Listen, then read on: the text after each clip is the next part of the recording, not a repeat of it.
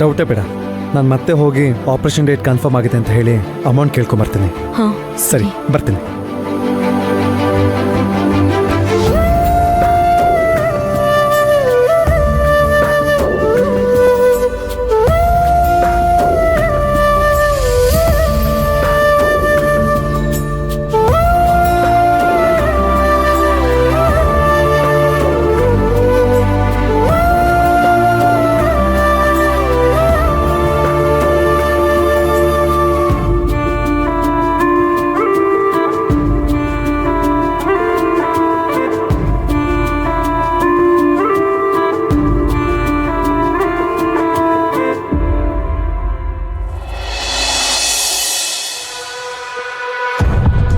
ಸುಮಿತ್ರಾ, ಸುಮಿತ್ರಾ,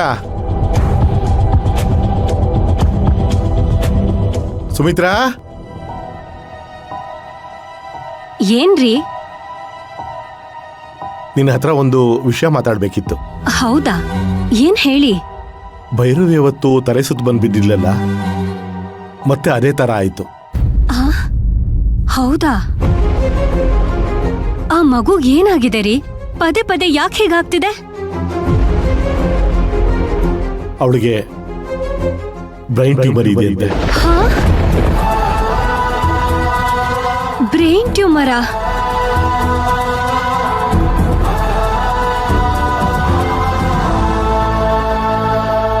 ತುಂಬಾ ದಿವಸದಿಂದಾನೇ ಇದೆ ಸುಮಿತ್ರಾ. ಟ್ರೀಟ್ಮೆಂಟ್ಗೆ ದುಡ್ಡಿಲ್ಲ ಅಂತ ಮುಂದಕ್ಕೆ ಹಾಕ್ತಾನೆ ಇದ್ದಾರೆ. ಆದ್ರೆ ಈಗ ತುಂಬಾ ಸೀರಿಯಸ್ ಆಗಿದೆ. ಟ್ರೀಟ್ಮೆಂಟ್ ಮಾಡಿಸ್ಲೇಬೇಕು. 70 ಲಕ್ಷ ಬೇಕಂತೆ. 70 ಲಕ್ಷನಾ? ಅಯ್ಯೋ ದೇವ್ರೆ, ಅಷ್ಟೊಂದು ದುಡ್ಡಿಗೆ ಮೇಡಮ್ ಏನ್ ಮಾಡ್ತಾರೆ? ಪಾಪ ಅವ್ರ ಪರಿಸ್ಥಿತಿ ಬೇರೆ ಈಗ ಸರಿ ಇಲ್ಲ. ಹಾಗಂತ ಸುಮ್ನೇನೂ ಇರಕ್ಕಾಗಲ್ಲ. ಮಗುನ ಉಳಿಸ್ಕೊಳ್ಳೇಬೇಕಾಗತ್ತೆ. ಹೌದು ಸುಮಿತ್ರಾ, ಅದಕ್ಕೆ MLA ಹತ್ರ ಸಾಲ ಕೇಳಿದ್ದಾರೆ. ಅವರು ಹಣ ಕೊಡೋಕೆ ಒಪ್ಕೊಂಡಿದ್ದಾರೆ. ಯಾಕೆಂದ್ರೆ ಅವ್ರು ಗೆದ್ದಿದ್ದೆ ಶಿವಗಾಮಿ ಮೇಡಮ್ ಸಪೋರ್ಟ್ ಇಂದ. ಆದ್ರೂ ಈ ರಾಜಕಾರಣಿಗಳ ಮಾತು ಹೇಗ್ರಿ ನಂಬೋದು? ಅದಕ್ಕೆ ನಾನೊಂದು ನಿರ್ಧಾರ ಮಾಡಿದ್ದೀನಿ. ಅದ್ರ ಬಗ್ಗೆ ಮಾತಾಡೋಕೆ ನಿನ್ನ ಕರೆದಿದ್ದು. ಹೌದಾ? ಏನ್ ವಿಷಯ ಹೇಳ್ರಿ? ನಮ್ಮ ಮಗಳ ಹೆಸರಲ್ಲಿ ಸೈಟ್ ಇದೆಯಲ್ಲ, ಅದನ್ನ ಮಾರ್ಬಿಡೋಣ. ಒಂದು 50-60 ಲಕ್ಷ ಸಿಗ್ಬೋದು. ಅಕಸ್ಮಾತ್ MLA ಏನಾದರೂ ಕೈ ಕೊಟ್ರೆ ನಾವು ಶಿವಗಾಮಿ ಮೇಡಮ್ಗೆ ಅಮೌಂಟ್ ಕೊಡೋಣ. ಮಗುಗೆ ಆಪರೇಷನ್ ಆಗಲಿ. ಅಕಸ್ಮಾತ್ MLA ಏನಾದರೂ ಅಮೌಂಟ್ ಕೊಟ್ರೆ ಸೈಟ್ ಮಾರೋದು ಬೇಡ. ನೀನು ಏನು ಹೇಳ್ತೀಯ ಸುಮಿತ್ರಾ? ಅಲ್ಲ ರೀ, ಮಾರದ್ಮೇಲೆ ಹೇಗ್ರಿ ವಾಪಸ್ ತಗೊಳಕಾಗತ್ತೆ? ನಾವು ರೇಟ್ ಮಾತಾಡಿಟ್ಟಿರೋಣ. ಅಮೌಂಟ್ ರೆಡಿ ಇಟ್ಕೊಳ್ಳಿ, ಕೇಳದಕ್ಕೆ ಕೊಡಿ ಅಂತ ಹೇಳಿದ್ರೆ ಆಯ್ತು. ಅಕಸ್ಮಾತ್ MLA ಅಮೌಂಟ್ ಏನಾದರೂ ಕೊಟ್ರೆ ಸೈಟ್ ಮಾರ್ತಾನೆ ಇಲ್ಲ ಅಂತ ಹೇಳ್ಬಿಡೋಣ. ಅಕಸ್ಮಾತ್ ಅವ್ರು ಕೊಟ್ಟಿಲ್ಲ ಅಂದ್ರೆ ಅಮೌಂಟ್ ತಗೊಂಡು ಆ ಸೈಟ್ನ ಅವ್ರಿಗೆ ರಿಜಿಸ್ಟರ್ ಮಾಡ್ಕೊಳ್ಳೋಣ.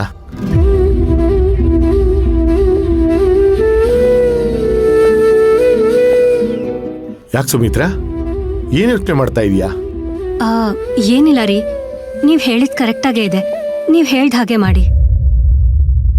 ಇವತ್ತು ನಾವೀ ಸ್ಥಿತಿಲಿದೀವಿ ಅಂದ್ರೆ ಮೇಡಮು ಮತ್ತವ್ರ ಅಣ್ಣನೇ ಕಾರಣ. ಅವ್ರ ತೊಂದ್ರೆಲಿದ್ದಾಗ ನಾವಿಷ್ಟಾದ್ರೂ ಮಾಡ್ಬೇಕಲ್ವಾ? ಮೇಡಮು ಅವ್ರಿಗೆ ಕಷ್ಟ ಅಂತ ಯಾವತ್ತೂ ಬಾಯ್ಬಿಟ್ಟು ಹೇಳಲ್ಲ. ನಾವೇ ಅರ್ಥ ಮಾಡ್ಕೊಂಡು ಅವ್ರಿಗೆ ಸಹಾಯ ಮಾಡ್ಬೇಕು ರೀ. ಥ್ಯಾಂಕ್ಸ್ ಸುಮಿತ್ರಾ, ನೀನು ಹೀಗೆ ಹೇಳ್ತೀಯ ಅಂತ ನನಗೆ ಗೊತ್ತಿತ್ತು. ಆದರೂ ನಿನ್ನ ಹತ್ರ ಒಂದು ಮಾತು ಕೇಳೋಣ ಅಂತ ಬಂದೆ. ಅಯ್ಯೋ, ಈ ತರ ವಿಷಯದಲ್ಲಿ ನನ್ನನ್ ಕೇಳೋದ್ ಏನಿದೆ ರೀ? ನಿಮ್ಗೆ ಎಲ್ಲ ಗೊತ್ತಿರುತ್ತಲ್ಲ, ನಿಮಗೆ ಹೇಗ್ ತೋಚುತ್ತೋ ಹಾಗ್ ಮಾಡಿ. ಸರಿ, ನಾನು ಬರ್ತೀನಿ ಸುಮಿತ್ರಾ. ಸರಿ ರೀ.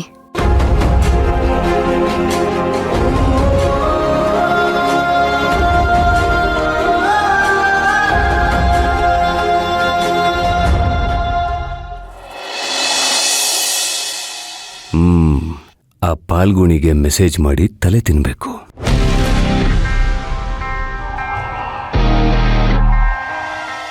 ಹಾಯ್, ಏನ್ ಮಾಡ್ತಾ ಇದ್ದೀರಾ?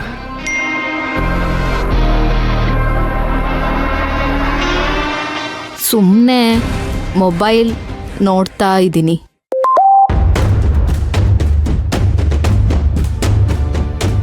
ಅಯ್ಯೋ, ಎಷ್ಟು ದಿನ ಅಂತ ಸುಮ್ಮನೆ ಮೊಬೈಲ್ ನೋಡಿ ಟೈಮ್ ಪಾಸ್ ಮಾಡ್ತೀರಾ? ಏನೇನು ಬೇಕಾದರೂ ನಾವು ವಾಪಸ್ ತಗೋಬೋದು. 1000 ಕೋಟಿ ಕೊಟ್ಟರು ನಾವು ಕಳೆದಿರೋ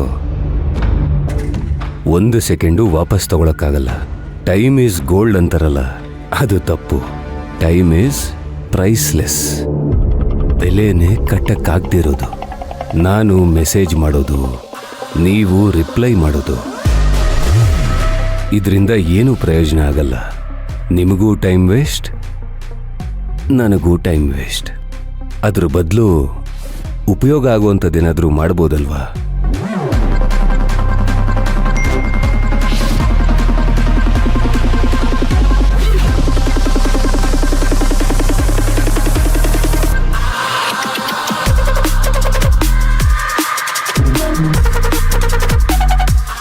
ಏನ್ ಮಾಡೋದು ನೀವೇ ಹೇಳಿ. ಅದ್ರ ಬಗ್ಗೆ ಮಾತಾಡಕ್ಕೆ ಅಂತಾನೆ ನಾನು ಇಷ್ಟು ಪೀಠಿಕೆ ಹಾಕ್ತಾ ಇರೋದು. ಮಾರ್ಕೆಟಿಂಗ್ ಬಿಸ್ನೆಸ್ ಇದೆ. ಚೈನಾಯಿಂದ 30 ರೂಪಾಯಿಗೆ ಒಂದು ವಸ್ತುನ ತಂದು ಇಂಡಿಯಾದಲ್ಲಿ 110 ರೂಪಾಯಿಗೆ ಮಾರ್ಬೋದು. ನಾನಾಗಲೇ ಸಕ್ಸಸ್ ಮಾಡಿರೋದ್ರಿಂದ ಧೈರ್ಯವಾಗಿ ಇಳಿಬೋದು. ಜೊತೆಗೆ ಗೈಡ್ ಮಾಡೋದಕ್ಕೆ ನಾನಿರ್ತೀನಿ. ಏನೋ ಆನ್ಲೈನಲ್ಲಿ ಪರಿಚಯ ಆಯಿತು, ಫ್ರೆಂಡ್ ಆದ್ವಿ. ಆದರೆ ಈ ಸಂಬಂಧ ಬರೀ ಫ್ರೆಂಡ್ಶಿಪ್ಗೆ ಮಾತ್ರ ಸೀಮಿತ ಆಗಬಾರ್ದು. ಬೆಳೆಯೋದಕ್ಕೂ ಸಹಕಾರ ಆಗಬೇಕು. ಅದೇ ನನ್ನ ಆಸೆ.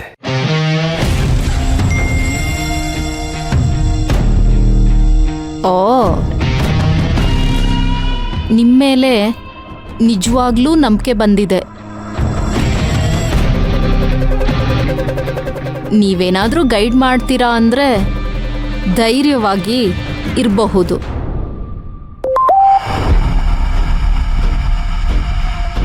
ನಾವಿಬ್ರು ಮುಖಾಮುಖಿ ಭೇಟಿಯಾಗಿ ಮಾತಾಡಿದ್ರೆ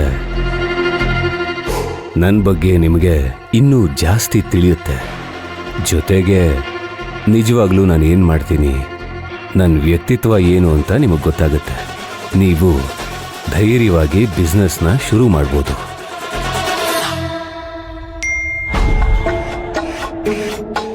ಯಾವತ್ತು ಸಿಗಬೇಕು?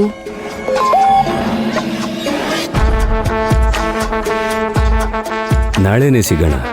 ಒಳ್ಳೆ ಕೆಲಸ ಮಾಡೋದಕ್ಕೆ ಮುಹೂರ್ತ ಆಗಬೇಕು. ನಾಳೆ ಸಿಕ್ಕಿದ್ರೆ ಪ್ರಾಜೆಕ್ಟ್ ಏನು ಅಂತ ನಾನು ತಿಳಿಸ್ಕೊಡ್ಬೋದು. ಎಷ್ಟು ಇನ್ವೆಸ್ಟ್ ಮಾಡಬೇಕಾಗತ್ತೆ, ಎಷ್ಟು ಲಾಭ ಬರುತ್ತೆ, ಹೇಗೆ ಮಾರ್ಕೆಟಿಂಗ್ ಮಾಡ್ಬೋದು ಅಂತ ಎಲ್ಲದರ ಬಗ್ಗೆ ಚರ್ಚೆ ಮಾಡೋಣ.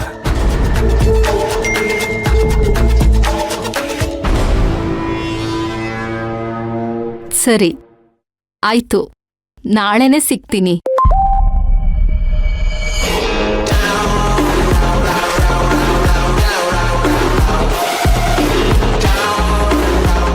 ಓಕೆ, ಜಾಗ ಫಿಕ್ಸ್ ಮಾಡಿ ಲೊಕೇಶನ್ ಕಳಿಸ್ತೀನಿ. ಎಷ್ಟೊತ್ತಿಗೆ ಅಂತ ಟೈಮು ಹೇಳ್ತೀನಿ. ಆ ಟೈಮಿಗೆ ಸರಿಯಾಗಿ ಬನ್ನಿ.